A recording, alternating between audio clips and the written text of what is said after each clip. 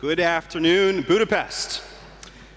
Before we begin this very important conversation, I'd like to ask everyone in the audience to please rise for a brief moment of silence in memory of the two Israeli diplomats that were brutally murdered in Washington, D.C. last week, Sarah Milgram and Yaron Lashinsky.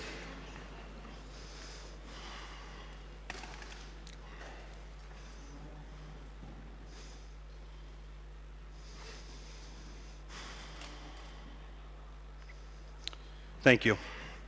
May their memories be a blessing, and may we never, ever become numb to the evil forces in this world. Thank you again.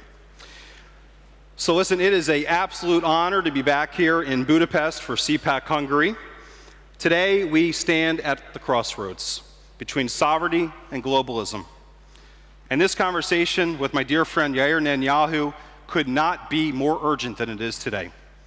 As nation states, we face unprecedented internal and external threats, and we gather here as patriots to affirm that national identity, regional security, moral clarity still matter. So let's jump right into the Q&A with our special guest here today. Yair, why do you believe that Israel's war is not just a regional conflict, but the frontline battle of Western civilization against barbarism? You know, you have the so-called Free Palestine movement has become a vehicle for this Red-Green Alliance, Islamists, radical Marxists, who seek to destroy the West from within. If Israel falls, what is going to stand in the way for Europe and America being next? Thank you, Brian. I want to just say first that such a pleasure to be here in CPAC and in Hungary and in Budapest. I almost feel like at home when I'm in Budapest and in Hungary. I've been here so many times, and every time I enjoy the city and the people so much. Thank you. And really, as a conservative, as an Israeli, and as a Jewish person, there isn't almost anywhere in the world that I feel as safe and welcome as I am in Hungary and in Budapest. And I want to thank to the Hungarian people and Prime Minister Orban for the steadfast support to Israel and the great alliance we have between our countries.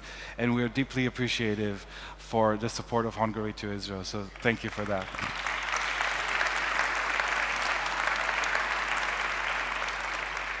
Following up your question, Brian, it's important to understand that the riots and the so-called protests of the pro-Palestinian title that we see in the West, that we see in Western Europe, that we see in North America, it's not really about Israel and it's not really about the Palestinians. The Palestinian flag is the new version, updated version of the hammer and sickle communist red flag. It's the symbol of the desire to destroy the Western civilization as we know it. And Israel is the beginning, but it's definitely not the end. They call the Islamists in the Middle East, call Israel the small Satan, America the big Satan, and Europe is the middle-sized Satan, yeah, somewhere in between. Geographically, though, it's closer to the Muslim world. And there is this phenomena of this red-green alliance. If you're not aware of this term, red is the color of Marxists and the updated version of Marxism, which is woke, progressive, all of that stuff. And green is the color of Islamists. So both of these ideologies want to destroy the Western civilization, the Judeo-Christian culture that we all are a part of. They have different reasons why they want to destroy it. The Marxists want to destroy the Western civilization in order to build this utopian Marxist society that can only take place after the current society is destroyed. The Islamists want to have a Sharia Islamic world, but they have the same goal, which is the destruction of Western civilization. And Israel is just the first target because they think it's the easiest because we are the smallest. And in their plan, once they're done with Israel, they're going to come after Europe, and they're going to come after America. And the Islamist protests in the Middle East, they chant, after Saturday comes Sunday. First we take care of the Jews, then we're going to take care of the Christians. And you see in the protests, the pro-Palestinian protests, the pro-Israeli protests, for example, in America, they wave the American flag. They sing the American national anthem at the end of the rally. In Britain, they are waving the Union Jack and they sing God Save the King. But in the pro-Palestinian protests in the UK, in America, they burn the American flag. They burn the British flag. If it's in Germany, they burn the German flags. They burn the French flag. It's not really about Israel, and it's not really about the Palestinians. It's the desire to destroy Western civilization. Yeah, you touched on something very important there. First, they come for the Saturday people, i.e. the Jews. Then they come for the Sunday people. So why is, Israel so important to the Christian community, in your opinion? And maybe briefly tell the audience a little bit more, what happened to Bethlehem after the Oslo Accords? So I guess we all know the importance of Israel to Christianity. Our roots, we have common roots. Jesus was born and raised as a Jew in the province of Judea his whole life, and all of his disciples were Jewish, and St. Paul was Jewish. But besides that, Israel is the only safe haven for Christianity and Christians in the Middle East.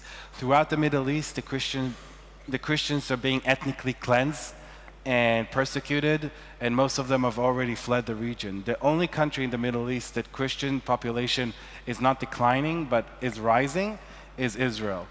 And this holy city of Bethlehem, where Jesus Christ was born, it's a great example for the importance of Israel as the guardian of Christianity and Christians in the Middle East.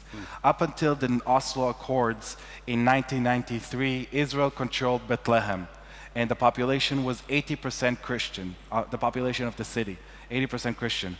In 1993, Israel gave the control to the Palestinian Authority, and they immediately started persecuting the Christians in the city. And now, in 2025, the Christian population of Bethlehem is around 10%. Wow. Shocking.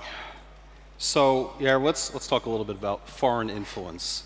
Qatar has poured billions of dollars into American universities, transforming elite institutions into echo chambers, woke campuses that are all anti-Western, anti-Israel, anti-Semitic, and anti-Judeo-Christian values.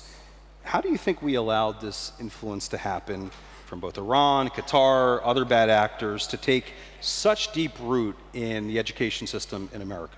It is a big problem, and a lot of people assume that Qatar is exactly like other Gulf countries, like the UAE or Saudi Arabia. It is not. It's a Muslim Brotherhood regime, which has been outlawed in most Arab Muslim countries. It's outlawed in Saudi Arabia, it's outlawed in Egypt, it's outlawed in the UAE. The Muslim Brotherhood ideology is the ideology of Hamas, the organization, of Al-Qaeda, ISIS, and all these other nice organizations. And they are the chief sponsors of all of these organizations. The headquarters of Hamas is in Qatar, which is the equivalent of Afghanistan hosting bin Laden and Al-Qaeda after 9/11. Qatar is interested in the destruction of Israel, of course, but it's not its final goal. It's interested of submitting all of the West to the Sharia Islamist point of view that they believe in, and this is why they are the biggest funders of European elite universities and American elite universities. They're putting a lot of money into the media, into social media as well, into politics, and they are brainwashing European youth and American youth to hate Western civilization, to hate their countries, to hate their heritage, their Christian heritage, and their national pride, to lose faith in their national pride and patriotism. So it is a big problem, not just for Israel, but for the entire West. Let's briefly touch on Iran. We all know Iran chants death to America, death to Israel, as you said, big Satan, little Satan. it is relentless in their pursuit of a nuclear weapon. They have been since the regime changed power in 1979. I think we can both agree that it's one of probably the greatest threats, not just facing Israel, not just facing America, but facing the free world as a whole. How do you think we should handle that nuclear threat with Iran? If you could wave a magic wand, what would you do? So first of all, it's important for Europeans to understand that Iran is not just Israel's problem, it's all of the Western civilization problem. It's a Europe problem, it's American problem. This regime that took control in 1979 after the Islamic Revolution has radical Shia Islamist ideology, which is no different than Al-Qaeda and ISIS and any other terror organization. Yes, they are Shia and they are Sunni, but Hezbollah is a Shia terror organization that they are funding, and the Houthis. And it's like having a terrorist organization holds nuclear weapon. Israel is already way in the range of the existing missiles of Iran that will be able to carry a nuclear weapon. But they're not satisfied with this. They are building long-range missiles, intercontinental missiles that can reach to the eastern coast of the United States and, of course, can cover all of European soil. And when you have a radical Islamist regime holding the world as a hostage for their whim because they have a nuclear power and they threaten a nuclear World War III that will probably be the end of humanity. For every time they're not happy about something, this is something that will not only affect Israel, it will affect the daily lives and the peace of Europe, of America, and of the entire world. Couldn't agree more. It's such a major threat, and it's been such a major threat for a long time. And I think your father and a lot of the leaders in Israel have done a remarkable job doing what has to be done. So your father should be very proud of what he's done so far. Thank you. I agree. So let's close, Yair, with another critical long-term threat, the deep state. We have the deep state in America. We see the deep state in Israel. Israel is fighting on three fronts. You have Hamas, you have Hezbollah, and you also have its own deep state. President Trump imposed sweeping sanctions on the ICC. Prime Minister Orban withdrew Hungary from this jurisdiction when he welcomed your father here in Budapest just recently. And in the United States, we have unelected judges that are attempting to override the will of the people and sideline President Trump. Similar things are happening in Israel against your father. What do you make of these deep state threats to the sovereignty of all of our nations? So, first of all, I want to thank Prime Minister Orban and President Trump for fighting against the ICC. The ICC is the head of the snake of the globalist deep state network. They're trying to uproot the sovereignty of democracies and Western countries and prevent them to be able to fight terrorism and to protect themselves. It's not just Israel's problems, it's a problem of all democracies facing terrorist threats, which include Europe and America for sure. And President Trump, America is not part of the ICC, but they put sanctions on the ICC, and we're deeply grateful for that. And we're deeply grateful for Prime Minister Orban for withdrawing Hungary from the ICC. It's a courageous move, and it is the right thing to do. And we thank him for that, and to the Hungarian people. There is a trend in all of Western world, which is Europe, Brussels, EU, in America, and in Israel, which is unelected bureaucrats, unelected judicial officials, if they're judges or if they're prosecutor, that they think they know better than the public. They know better than the voters, whether it's the American voter or the European voter or the Israeli voter, and they are trying to establish a regime which is not a real democracy, but it's an oligarchy, a regime of the elite, a regime of unelected,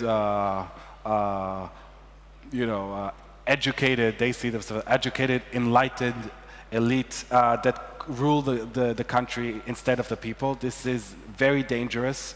This is a problem that Israel is facing, I think not a lot of people are aware of, but the severity of the deep state problem in Israel, it's even worse than America, worse than Brussels. It's very bad. We also face a problem of European taxpayer money, German taxpayer money, EU taxpayer money going and funding radical NGOs, anarchist, Marxist NGOs in Israel that do riots in the streets of Israel with billions of euros pouring from Europe, from your taxpayer money as well, because it comes from the European Union, and funding terrorist organization in the Palestinian Authority. I think your hard-earned taxpayer money as Europeans should go to build your schools, your churches, your health system, etc., and not Palestinian terrorist organization or Israeli radical anarchists. So I'm very hopeful it will change, and I'm very hopeful that strong leaders that represent the will of their people, like my father, like Prime Minister Orban, and like President Trump, will change this and will save Western civilization from this double threat of red-green alliance. Well, Yair, you are entirely correct. Our Judeo-Christian values, our nations, our civilizations, they are under attack from these woke mobs and from these globalists. Together, I'm confident, and especially as the next generation of leaders in our respective entities, we're going to fight back, and we're going to win. There's no other option. We have to win. You have Prime Minister Orban and Hungarian leaders here today that have reminded us that borders matter, cultures matter, and sovereignty matters. The West will endure, but only if all of us are bold enough to defend it. Let us all work together to fight, and to fight. May God bless Hungary, may God bless Israel, and may God bless the United States of America. Yair Netanyahu, thank you so much. Thank you so much.